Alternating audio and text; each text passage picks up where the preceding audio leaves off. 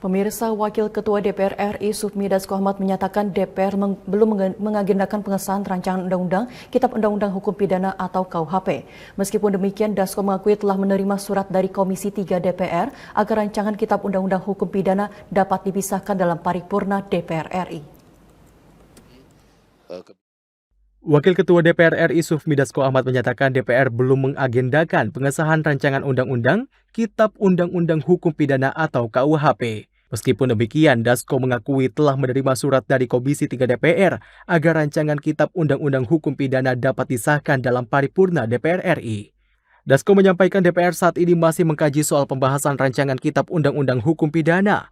Terlebih memang rancangan Kitab Undang-Undang Hukum Pidana ini akan dilakukan sosialisasi terlebih dahulu.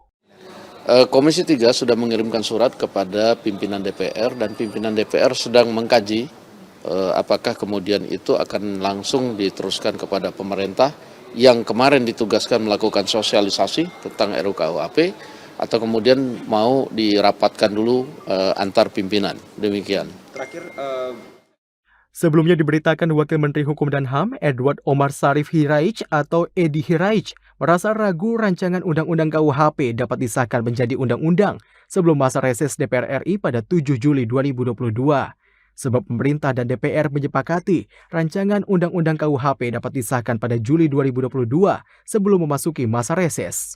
Wamenkumham Edi Hiraij menjelaskan pembahasan sebuah rancangan undang-undang titik beratnya berada pada DPR RI. Dalam hal rancangan Undang-Undang KUHP, pemerintah saat ini masih fokus membenahi draft rancangan berdasarkan masukan dari sejumlah elemen masyarakat. Saat ini pemerintah masih memeriksa kesalahan redaksi, rujukan, hingga sinkronisasi di dalam rancangan Undang-Undang KUHP.